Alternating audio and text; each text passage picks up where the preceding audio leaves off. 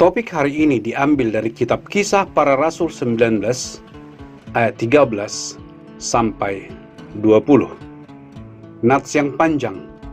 Saya tidak akan membacakannya untuk Anda.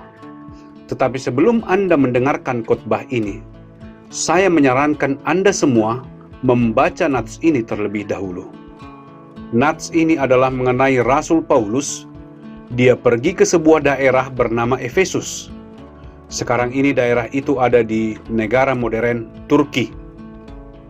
Pada masa itu, Efesus adalah sebuah daerah yang sangat percaya dengan tahayul. Mereka sungguh menyembah iblis. Jadi banyak di antara mereka ketika Paulus pergi ke sana, Paulus mengadakan mukjizat dan menyembuhkan orang sakit. Dia mengusir roh jahat, dan banyak orang Yahudi di sana, di Turki, yang melihat kemampuan Paulus untuk mengusir setan. Ketika mereka melihat, mereka berkata, "Wah," karena mereka juga melakukan sihir, yaitu orang-orang Yahudi ini. Dan mereka memperhatikan bagaimana Paulus melakukannya. Dan dia melakukannya dengan cara yang sangat sederhana. Dia hanya berkata, "Di dalam nama Yesus, aku mengusir roh jahat ini." Dan mereka melihat, "Oh, sangat sederhana. Kita juga bisa memakai nama Yesus." Jadi orang-orang ini yang melakukan sihir menghasilkan uang dari sihirnya. Sangat mudah untuk mendapatkan uang dengan sihir. Tidak perlu bekerja keras. Pakai kuasa iblis untuk membantu mendapatkan uang. Jadi, mereka pergi dan mencoba untuk melakukannya kepada seseorang yang sedang kerasukan roh jahat.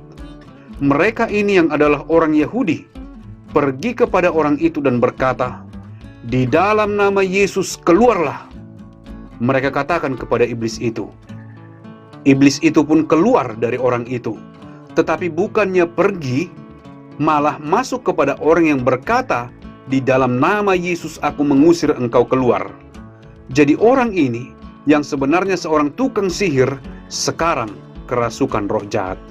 Dia bertindak gila, merobek pakaiannya, dan menyakiti dirinya seperti orang gila. Dan cerita itu menjadi sangat terkenal di daerah Efesus. Dan orang mulai melihat bahwa ada seseorang yang sangat berkuasa. Seseorang ini yaitu Yesus.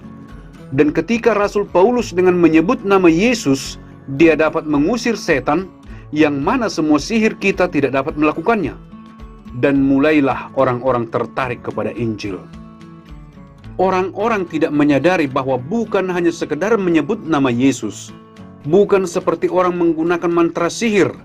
Seperti di Indonesia, ada orang yang punya jimat, dan ada kuasa dalam jimat tersebut. Seperti sebagian orang, ada yang memiliki kekuatan dalam mantra sihir. Jadi para pelaku sihir ini mengira bahwa Rasul Paulus memiliki mantra, dan mantranya bernama Yesus Kristus. Jadi mantranya bukan Yesus Kristus.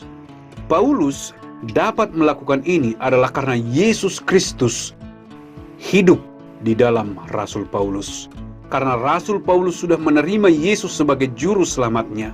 Jadi Rasul Paulus memiliki kuasa Roh Kudus, kuasa Yesus di dalam dia, sehingga dia dapat mengusir setan.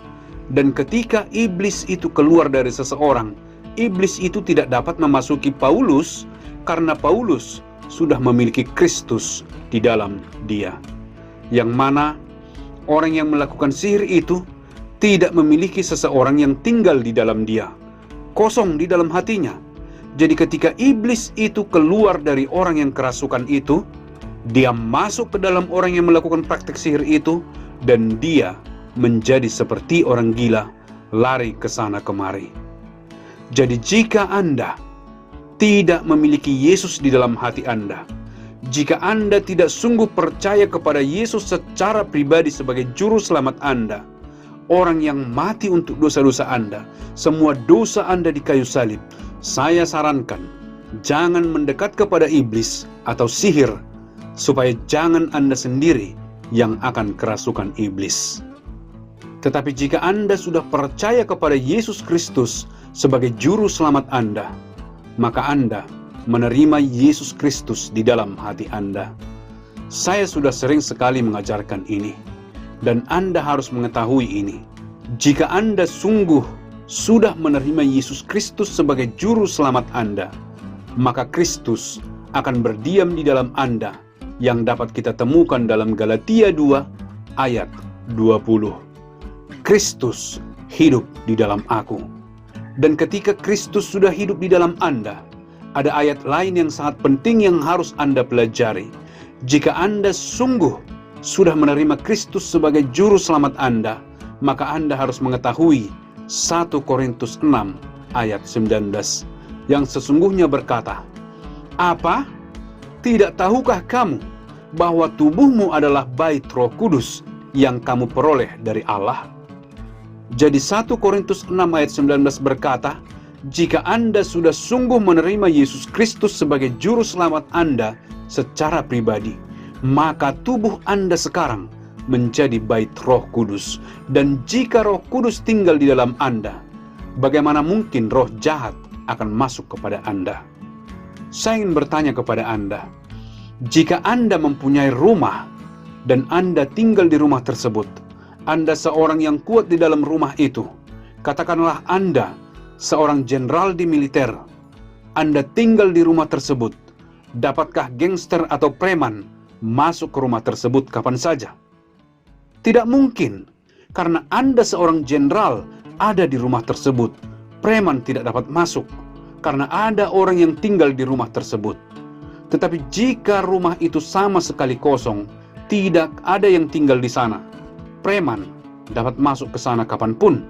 Siapa saja bisa masuk ke dalam rumah itu, karena rumah itu kosong. Jadi jika Anda tidak memiliki Yesus sebagai juru selamat Anda secara pribadi, Ia tidak tinggal di dalam Anda, Roh Kudus tidak hidup di dalam Anda, jangan coba-coba dekat dengan roh jahat. Mereka bisa masuk ke dalam tubuh Anda. Tetapi jika Anda memiliki Yesus sebagai juru selamat Anda, 1 Korintus 6 ayat 19 berkata, Anda adalah bait Roh Kudus. Tubuh Anda adalah bait Roh Kudus. Jadi tidak perlu takut kepada iblis, roh jahat. Tidak perlu takut kepada setan. Di setiap budaya, orang takut kepada setan, takut kepada roh jahat. Kita tidak bisa menyalahkan mereka, karena iblis itu jauh lebih kuat dari manusia, dan kita tidak berdaya menghadapi roh jahat. Itulah sebabnya semua budaya, bahkan budaya Batak, budaya Indonesia, memiliki rasa takut yang besar terhadap roh jahat. Sampai Yesus Kristus masuk ke dalam hati Anda, saat itu Anda tidak perlu takut lagi terhadap roh jahat. Saya ingin Anda buka kitab 1 Yohanes pasal 4 ayat 4. Siapa saja dari Anda yang takut terhadap roh jahat, silahkan buka 1 Yohanes 4 ayat 4. Dan saya ingin Anda semua yang hidup di tengah-tengah masyarakat yang sering membicarakan tentang roh jahat, dan Anda takut terhadap roh jahat di sepanjang hidup Anda, belajarlah dari 1 Yohanes 4 ayat 4.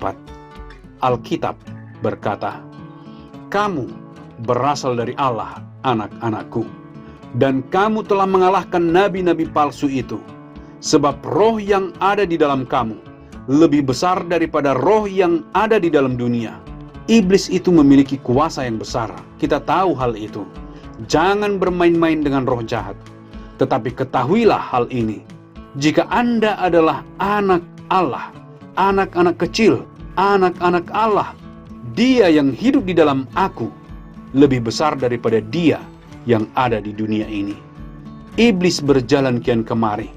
Saya katakan bukan hanya di Indonesia. Iblis ada di mana-mana, roh jahat itu ada di mana-mana.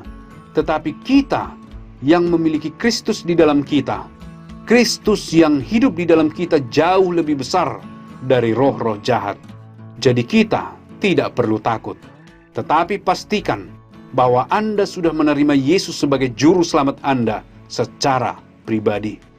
Iblis tidak memeriksa KTP Anda apakah tertulis Kristen atau bukan Kristen. Iblis takut kepada Kristus yang hidup di dalam aku. Jadi, Galatia 2 ayat 20. 1 Korintus 6 ayat 19, 1 Yohanes 4 ayat 4. Jika Anda tahu ini dan Anda sungguh sudah percaya kepada Yesus sebagai juru selamat Anda, tidak perlu takut. Itulah topik khotbah hari ini, yaitu kemenangan atas kuasa kegelapan, kemenangan atas kuasa okultisme.